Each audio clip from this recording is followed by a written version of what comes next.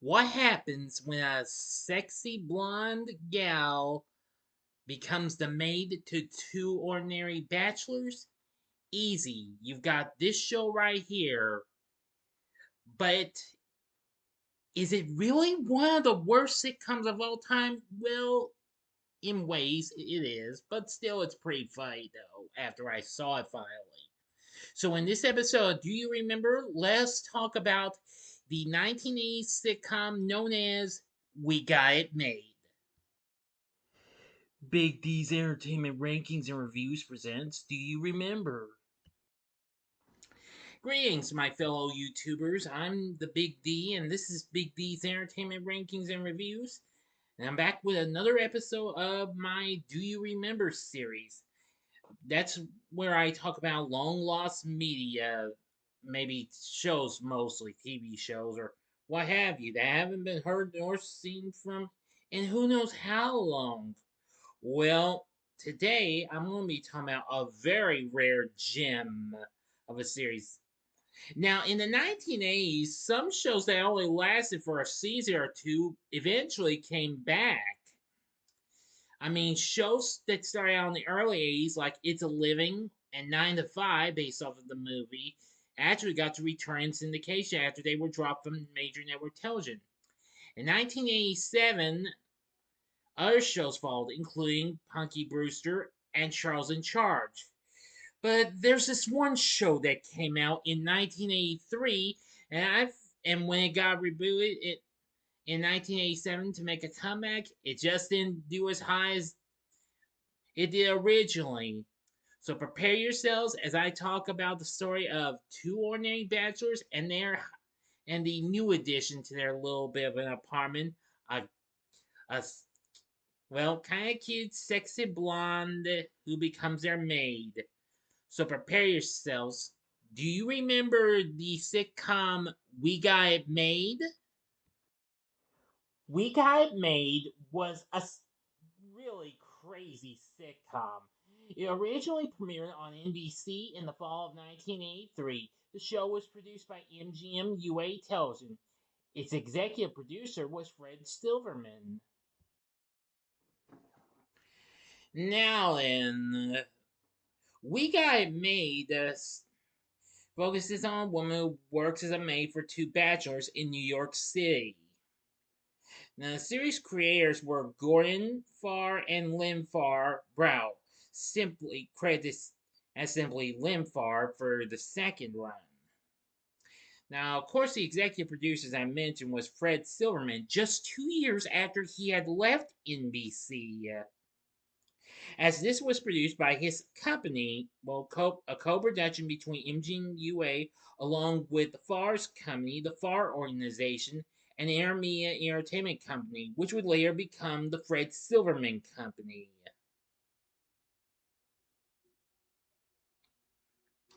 Now then, the show focuses on a woman in her early 20s named Mickey McKenzie who applies for a housekeeping job in Manhattan. Her employers are two bachelors who share the two-bedroom apartment, conservative attorney David Tucker and goofy idealistic salesman Jay Bostwick. Mickey is the first and only applicant for the job. In fact, both Jay and David are so taken by her beauty that they immediately hire her. Both of these two guys had girlfriends. David's was attorney Claudia Jones, while Jay dated kindergarten teacher Beth Sorensen. Both Claudia and Beth were skeptical about their boyfriends having such an attractive maid working and living with them, but they eventually grew to accept Mickey as a friend. Now, when it first premiered, the series was successful, winning its time slot in the early on in its run.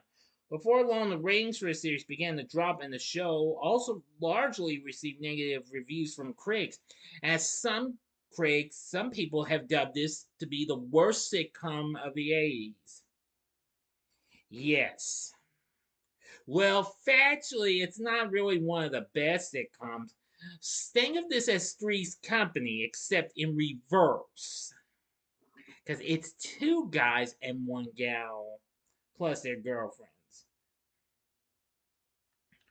Anyway, it originally aired on Thursday nights, where it aired right before Cheers. But in January of the following year, in '84, they sent it to Saturday nights. But changing did little to improve the ratings, where it aired before Mama's Family, another show that would later get into syndication. In March of 1984, the series was no more. However, 3 years later, they tried yet again to give it another chance, as it was shown in first run syndication for the 1987 to 1988 season as part of NBC's prime time begins at 7:30, which also included shows including Out of This World and She's the Sheriff.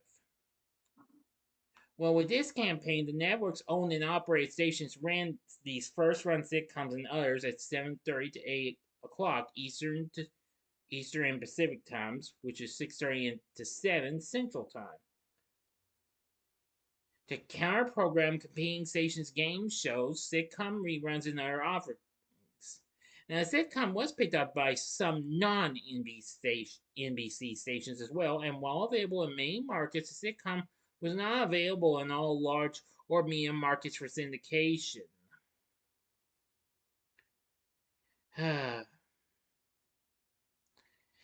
But it really took a hard hit as it changed a bit. The girls' friends were no longer available on here.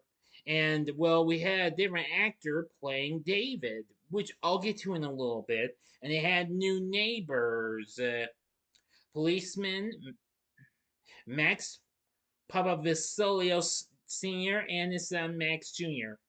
And Mickey seemed to allow greater physical attention and affection from the now single Jay and David. Yes, they were now single.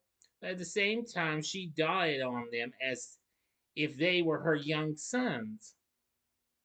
But she also had a special relationship with teenage Max, who frequently came to her for romantic advice, although he would have also preferred putting that advice to use on Mickey. As they had with the NBC run, critics lambasted the show, and due to low ratings, the series only lasted one season in syndication. However, it lasted just 2 episodes more than its original NBC run. The series originally ran for 22 episodes on NBC. When it was shown in syndication, it had 24 more episodes. And then the show ended on March 30th, 1988, with reruns continuing until September 3rd, of that year in main markets, after an overall total of 46 episodes were produced. Now, to this day, as I'm trying to find, this show has never been seen again. If it has been seen somewhere, let me know. But to this day, the show's never been seen again, not even on a Diginet. It's not available on physical media, nor is it available on any streaming service. However, I can tell you this: that most of the show's first season is currently on YouTube, though not in the best video quality, but yes.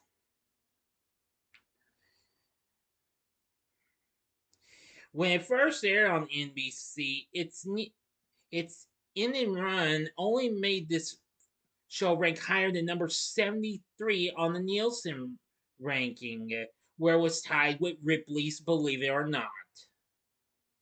But anyway, now, of course, for the syndicated version, MGM UA returned with Fred Silverman's company, now known as the Fred Silverman Company, after they had recently had a hit with Matlock the previous year.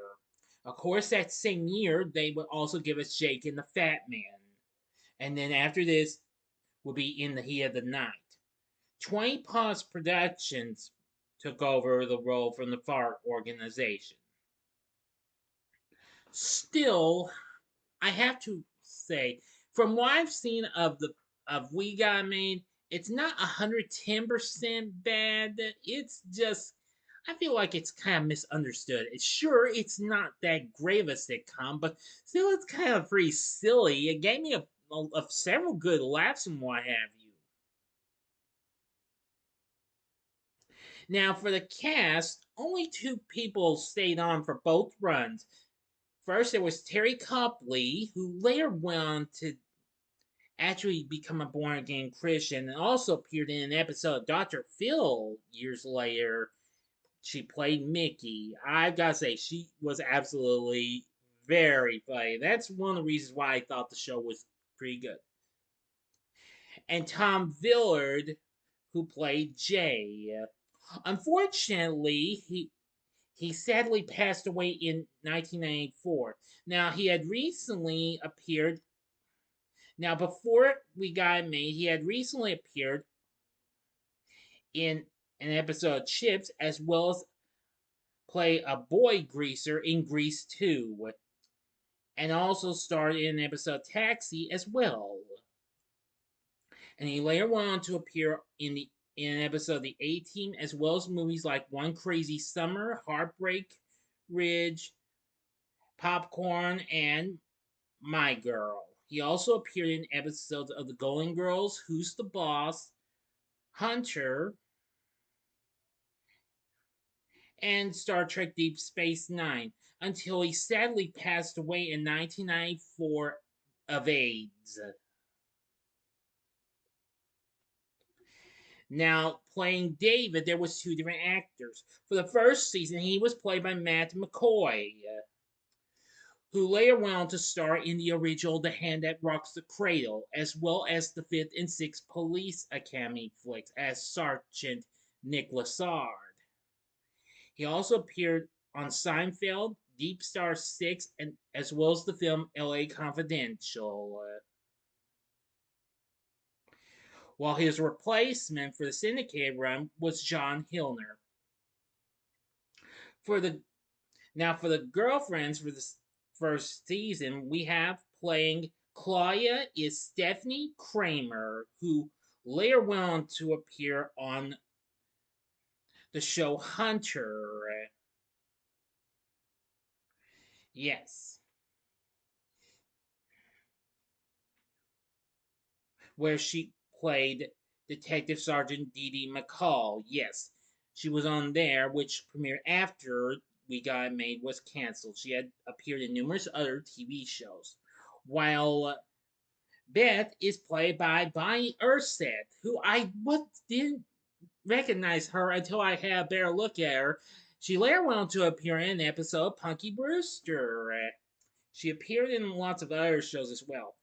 Now, for the replacements, playing the Papa Vasilios are Ron Karabatsos, if I mispronounced that, played Max Sr., while Lance Wilson-White played Max Jr.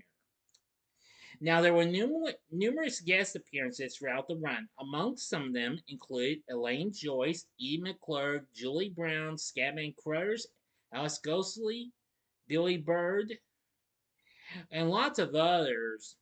So anyway, now most of the first season, except episode 10 I couldn't find, are currently on YouTube. You can look it up if you would like to check out. Now, as for the syndicate run, I could find only a couple of episodes. Now, I do have a little bit of a nitpick with the second season. I was rather disappointed. Well, not because I was ashamed that they didn't include the girlfriends and they had another person play David. A real big issue I had with the second season was the theme song. The theme song that was used in the NBC run, I absolutely love it. It was very charming and what have you. It almost kind of had a little cheerful feel to it, kind of like what we heard on other sitcoms and what have you that had a little bit of sexiness in it, like Three's Company, for example. But anyway, I feel like this show is just extremely underrated. We Got Made, yeah. Throughout its NBC run, the show, some of the stars actually appeared on the Match Game Hollywood Squares out, and that's what introduced me to this. So I finally took the time to look into the show. Now, let me give you a look at the characters. Here's a little promo shot of the cast. You'll know who they are once you see them. You can see in the middle, there's, of course, Mickey, played by Teri Copley. The guy with the curly hair is Tom Villard, and then the other guy is, of course, David. Of course, Tom Villard played Jay, and Matt McCoy originally was David. And the girls, the curly-haired girl is Beth, and of course, the black-haired girl is Claudia.